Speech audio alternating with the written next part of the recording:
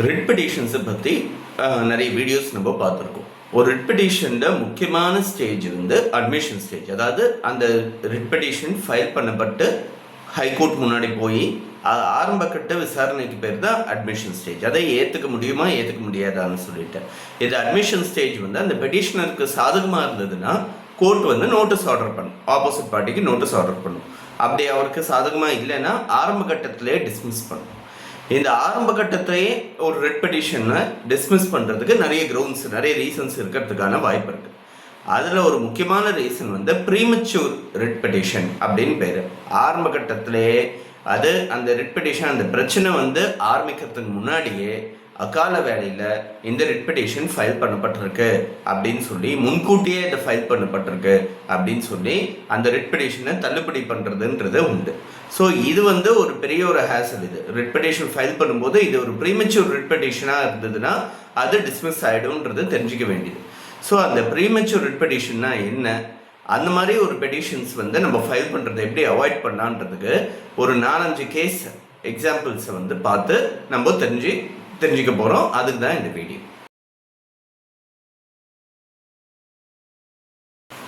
பொதுவாக கோர்ட் வந்து அனுமானங்களுக்கு இடம் கொடுக்காது. ஒரு கேஸ் வந்து ஃபைல் ஆகுது, ஒருவேளை இப்படி நடந்ததுன்னா என்னோட உரிமைகள் பறிக்கப்படும் அப்படின்னு சொல்லி ஒரு அனுமானத்தில் ஒரு பெட்டிஷன் ஒன்று ஃபைல் பண்ணப்பட்டதுன்னா அது கோர்ட்டை ஏற்றுக்காது. ஒரு ஹைப்போதெட்டிக்கல் சுச்சுவேஷனை பேஸ் பண்ணி எங்களால் ஒரு ஆர்டர்ஸ் பாஸ் பண்ண முடியாதுன்னு கோர்ட் சொல்லும். ஒரு கேஸில் பர்டிகுலராக பார்த்தோன்னா ஒரு செலெக்ஷன் கமிட்டி 2 பேரில் ஒருத்தருக்கு வந்து ஒரு ரெக்கமெண்டேஷன் கொடுத்துருக்கு. அந்த ரெக்கமெண்டேஷனை எக்ஸிக்யூட்டிவ் கமிட்டி பரிசீலனை பண்ணி இந்த ரெக்கமெண்டேஷனை ஃபைனலைஸ் பண்ண வேண்டியது அவசியமாக இருக்குது. ஆனால் அந்த எக்ஸிக்யூட்டிவ் கமிட்டி வந்து இதை பரிசீலனை பண்ணி சரின்னு சொல்லலாம், இல்லைன்னு சொல்லலாம். ஆனால் செலெக்ஷன் கமிட்டி கொடுத்த அந்த ரெக்கமெண்டேஷனை மட்டுமே பேஸ் பண்ணி ஒருத்தர் வந்து ரிட் பெட்டிஷன் ஃபைல் பண்ணார். ரெக்கமெண்டேஷனை என்ன சிபாரிசு மாதிரி அது கொடுக்கும்போதே ஆரம்ப கட்டத்திலேயே இந்த ரிட் பெட்டிஷன் ஒன்று ஃபைல் பண்ணி இந்த செலெக்ஷன் கமிட்டி கொடுத்த இந்த ரெக்கமெண்டேஷனே சரி கிடையாது அப்படின்னு சொல்லி சேலஞ்ச் பண்ணார். இது கோர்ட் வந்து இந்த எக்ஸிக்யூட்டிவ் கமிட்டி வந்து இந்த செலெக்ஷன் கமிட்டி கொடுத்த ரெக்கமெண்டேஷனை ஏற்றுக்குன்ற அனுமானத்தில் எங்களால் எந்த விதமான ஆர்டர்ஸும் பாஸ் பண்ண முடியாது.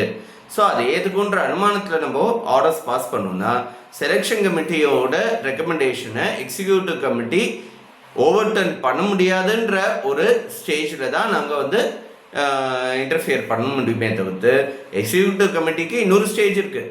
அவங்க ஒத்துக்கலாம், ஒத்துக்காமல் போகலாம். ஆரம்பத்திலே நீங்கள் இந்த கோர்ட்டுக்கு கொண்டு வந்தது சரி கிடையாதுன்னு சொல்லி ஹைகோர்ட் வந்து அந்த ரிட் பெட்டிஷன் டிஸ்மிஸ் பண்ணியிருக்கு. இது ஒரு கேஸ். இன்னொரு கேஸில் ஒருத்தர் மேலே ஒரு ஷோகாஸ் நோட்டீஸ் கொடுக்கப்பட்டிருக்கு. ஷோகாஸ் நோட்டீஸ்க்கு பதில் சொல்லிட்டு ஏன் உங்கள் மேலே நடவடிக்கை எடுக்கக்கூடாது, சட்ட ரீதியான நடவடிக்கை எடுக்கக்கூடாதுன்னு சொல்லி ஒருத்தர் மேலே ஷோகாஸ் நோட்டீஸ் கொடுக்கப்பட்டிருக்கு. இந்த ஷோகாஸ் நோட்டீஸ்க்கு பதில் சொல்லியிருக்கணும். இந்த பதில் சொன்னதை பேஸ் பண்ணி அவங்க வந்து எதனா ப்ரொசீடிங்ஸ் எதனா கேஸ் நடத்தினாங்கன்னா அந்த கேஸ் சரியில்லைன்னு கண்டெஸ்ட் பண்ணணும். இவர் இந்த ஷோகாஸ் நோட்டீஸை ஆரம்ப கட்டத்திலே சேலஞ்ச் பண்ணியிருக்காரு ரிட் பெட்டிஷன் ஃபைல் பண்ணி. இந்த ஷோகாஸ் நோட்டீஸ்க்கு பதில் கொடுக்காம அந்த ப்ரொசீடிங்ஸ்க்கு வந்து கோஆப்ரேட் பண்ணாமல் நேரடியாக ரிட் பெட்டிஷன் ஃபைல் பண்ணி இந்த ஷோகாஸ் நோட்டீஸ் கொடுத்த அடிப்படையே தப்பு அப்படின்னு சொல்லிட்டு கோர்ட்டுக்கு போயிருக்காரு. கோர்ட் வந்து இதை ஏற்றுக்கல, இதை தள்ளுபடி பண்ணியிருக்கு.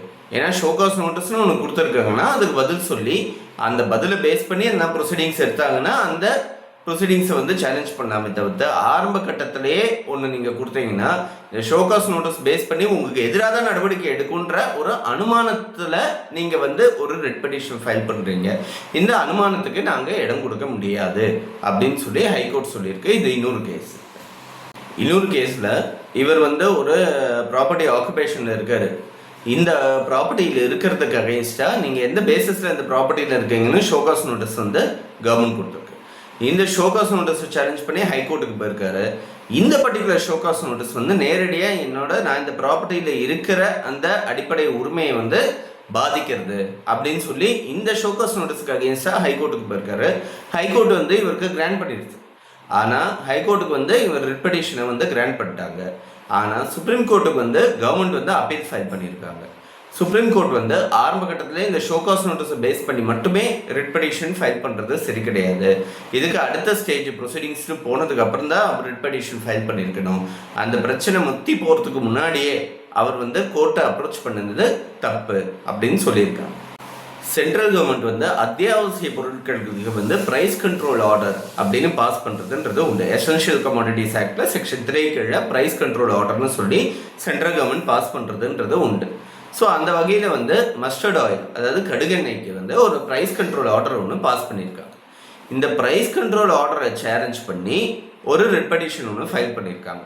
அதாவது இந்த ப்ரைஸ் கண்ட்ரோல் ஆர்டர் வந்து இந்த பேசிஸ் சரி கிடையாது அப்படின்னு ரிட் பெட்டிஷன் ஃபைல் பண்ணியிருக்காங்க. இந்த ரிட் பெட்டிஷன் ஆரம்ப கட்டத்தில் ஃபைல் பண்ணும்போது இது வந்து ரிஜெக்ட் பண்ணப்பட்டிருக்கு. ஏன்னா இது வந்து சென்ட்ரல் கவர்மெண்ட் பண்ணுறது, இந்த ப்ரைஸ் கண்ட்ரோல் ஆர்டர் கொடுக்குறது பியூராக ஒரு எக்ஸ்பெரிமெண்டல் பேசிஸ் தான். இதை பேஸ் பண்ணி இது ஒரு பிரயோகம் தான். இதை பேஸ் பண்ணிவிட்டு அதுக்கு அடுத்த கட்ட நடவடிக்கை எடுக்கிறதுக்கு முன்னாடியே நீங்கள் ரிட் பெட்டிஷன் ஃபைல் பண்ணியிருக்கீங்க. ஒருவேளை இந்த ரிட் பெட்டிஷனை கொஞ்சம் பொறுமையாக கொஞ்சம் தாமதத்தோடு நீங்கள் ஃபைல் பண்ணியிருந்தீங்களே, ஆனால் நீங்கள் கேட்ட ரெமெடி உங்களுக்கு கிடைச்சிருக்கும் அப்படின்னு இந்த கேஸில் வந்து கோர்ட் வந்து ஸ்பெசிஃபிக்காகவே சொல்லியிருக்காங்க. இன்னொன்று, ஒரு ட்ரேட்மார்க் ரெஜிஸ்ட்ரேஷன் சம்பந்தமாக ரெஜிஸ்ட்ரார் ஆஃப் ட்ரேட்மார்க் வந்து ஒரு நோட்டீஸ் ஒன்று கொடுத்துருக்காங்க. இந்த நோட்டீஸை வந்து ஆரம்ப கட்டத்திலே சேலஞ்ச் பண்ணி ரிட் பெட்டிஷன் ஃபைல் பண்ணுறாங்க. ரிட் பெட்டிஷன் வந்து ரெஜிஸ்ட்ரார் ஆஃப் ட்ரேட்மார்க் ஆரம்ப கட்டத்தில் தான் நோட்டீஸ் தான் கொடுத்துருக்காரு. இந்த நோட்டீஸோட பேசிஸில் எப்படி ரிட் பெட்டிஷன் எடுக்க முடியும்னு சொல்லி இந்த பர்டிகுலர் கேஸில் கோர்ட் வந்து அந்த ரிட் பெட்டிஷன் டிஸ்மிஸ் பண்ணியிருக்காங்க. ஸோ இதெல்லாம் எக்ஸாம்பிள்ஸ். ஒரு ரிட் பெட்டிஷனை ஆரம்ப கட்டத்திலே எங்கே தவறாக முடியுன்றதுக்கான எக்ஸாம்பிள்ஸ்.